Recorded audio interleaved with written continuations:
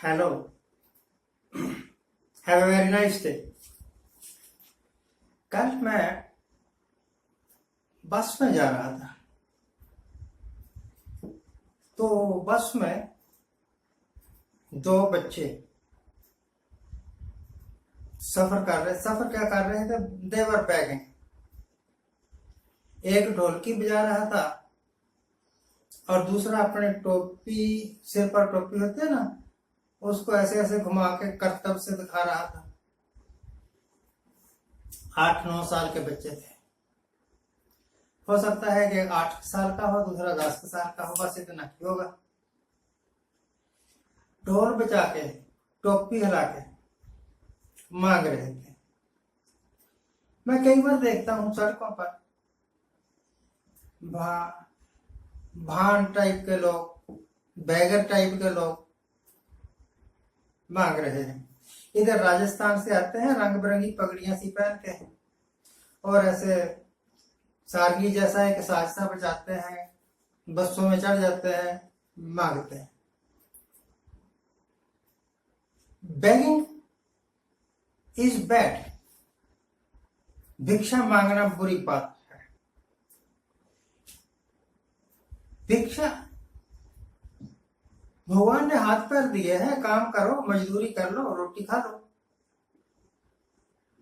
पर काम करेंगे, मजदूरी करेंगे तो शरीर को कष्ट होगा।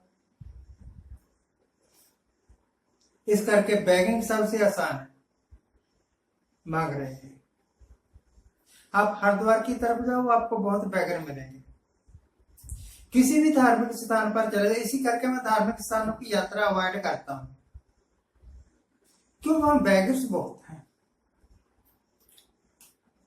मुझे ऐसा लगता है कि हिंदुस्तान में अगर सारे शहरों के बैगर्स मिला लेना, गिनती तो मैंने की नहीं, पर 10 करोड़ तो जरूर होंगे।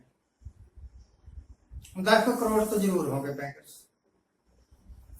एक ऐसा मुल्क जिसमें 10 साल का बच्चा बैगर है, भिक्षा मांग रहा है, 8 साल का बच्चा भिक्षा मांग रहा है, उसके बारे में अगर मैं ये सोचूं कि ये विश्व गुरु की इकोनॉमी है, इट इज वेरी स्ट्रेंज। वैसे विश्व गुरु साहब खुद कह चुके हैं कि मैं 30-35 साल भिक्षा मांगता रहा। ऐसे भाई में मंडित कर रहे हैं अपने आप को, जैसे भिक्षा मांगना कोई बहुत बड़ा काम हो। अरे भिक्षा मांगना कोई काम नहीं है, ये तो सबसे निखित काम है। एवरेस्ट की चोटी पर चढ़ना महान काम है। देखिए, जिस वक्त हिंदुस्तान आजाद हुआ ना, उस वक्त हिंदुस्तान के जो खजाने थे वो खाली थे। हमारा जो पहले प्राइम मिनिस्टर साहब से जिसको गालियां निकालना, जिसको बार बार कोसना कि ये सब सारी खराबियां नेहरू के कारण हुई है, ऐसे बोलना। नेहरू साहब ने उस वक्त देश को तरक्की के पथ पर ले जाने का महान काम किया। चाहे मोदी साहब हो, चाहे वाजपेयी साहब हो, चाहे कोई भी हो, बीजेपी वाला, आरएसएस वाला, जो काम नेहरू कर गया वो ये कभी कर ही नहीं सकते, कभी नहीं कर सकते, क्योंकि इनका सोचने का ढंग ही नहीं है वो। ये तो सिर्फ इतना ही कर सकते हैं, किसानों को 2-2 हजार रुपए दे दो और वोटें ले लो।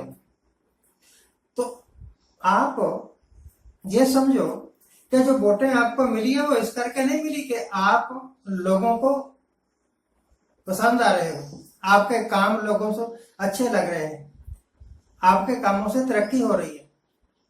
जिस वक्त 0 बजट था ना हिंदुस्तान का 1947-48 में, उस वक्त नेहरू का विजन था कि मैं हिंदुस्तान में बड़ी बड़ी आयरन एंड स्टील फैक्ट्रियां लगाऊंगा, और उन्होंने लगाई।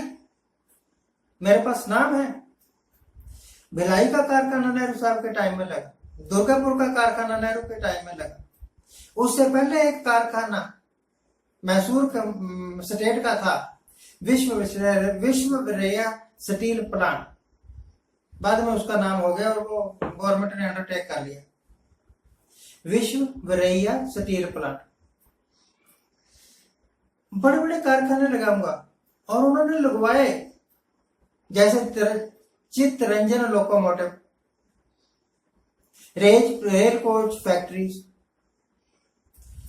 जैसे भारत हैवी इलेक्ट्रिकल्स, ये सब उन्हीं की देन है, भेड़ जिसको बोलते हैं।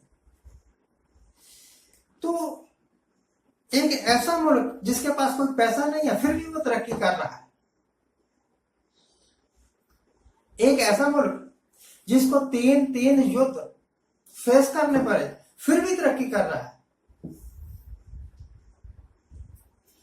और एक ऐसा मुल्क जिसमें अब सब कुछ है फिर भी विदेशों का कर्जाई हो रहा है, विदेशों का कर्जाई।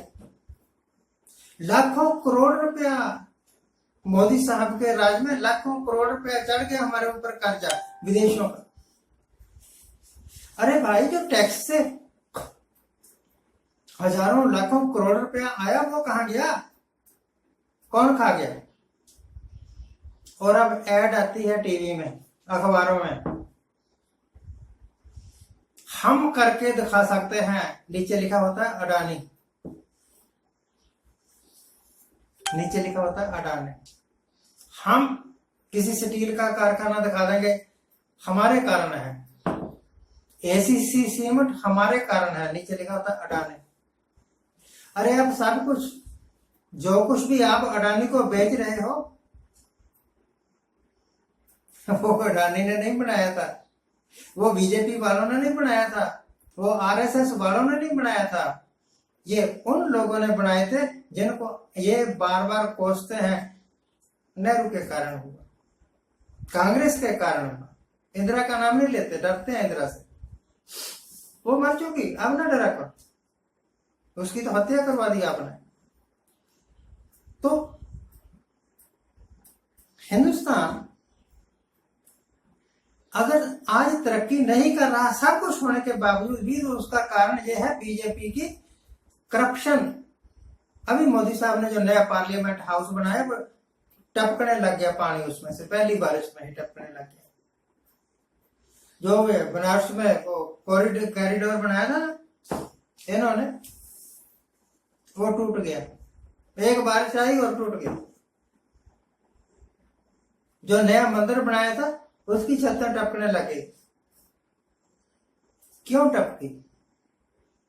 यहां तो अंग्रेजों के बनाए हुए पुल आज भी चल रहे हैं, अगर आप खोजने निकलो ना तो सैकड़ों पुल मिल जाएंगे, सैकड़ों बिल्डिंग मिल जाएगी आपको, अंग्रेजों ने बनाई हुई, आज भी बिल्कुल ठीक ठाक, और प्रयोग कर रहे हैं हम उनको।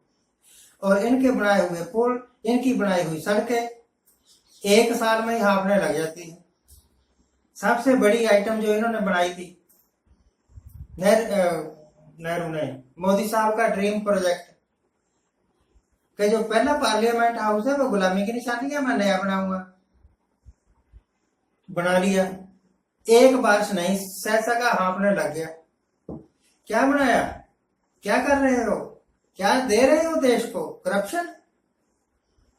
मैं ये समझता हूं कि गप्पे मारना जरूरी नहीं होता, काम करना जरूरी होता है। जब मेरी इंस्टीट्यूशन थी ना, तो उसके इंस्टीट्यूशन के दरवाजे पर एक स्लोगन था लिखा हुआ, और स्लोगन यह था कि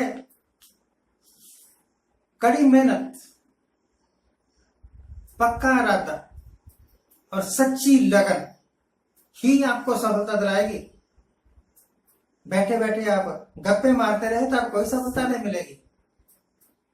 वोटें लेने के लिए आप ऊट पटांग की स्कीमें ले आओ, जिससे आपका सिर्फ पैसा ही बर्बाद हो, मिलना मिलाना किसी को कुछ नहीं, तो देश तरक्की थोड़ा करेगा। और मेरी गारंटी है कि देश तरक्की कर भी नहीं सकता तब तक जब तक मोदी साहब जैसे लीडर हमारे को मिले हुए। देश तरक्की तब करेगा जब कोई ईमानदार लीडर, खाऊ लीडर नहीं, के हाथ में देश की बागडोर आएगी और आज के टाइम में मुझे ये जो रूलिंग पार्टी वाले हैं इनमें से कोई भी ऐसा नहीं लगता जो कि खाऊ ना हो। सब करप्ट है, सब करप्ट है। अगर करप्ट ना होते तो इनकी बनाई हुई बिल्डिंगें, इनके बनाए हुए पुल, इनके बनाए हुए ओवरब्रिज, इनकी बनाई हुई सड़कें हाफने क्यों लग जाती, टूट क्यों गई, एक बारिश भी नहीं सह सकी। इसका मतलब कि ये विकास के नाम पर अपने घर भर रहे हैं, अपने मित्रों के घर भर रहे हैं और देश को एक बार फिर बड़े बड़े सेठों के हाथों में बेच रहे हैं, देश को गुलाम बना रहे हैं। Thank you very much for watching, keep watching, please subscribe my channel. I am sorry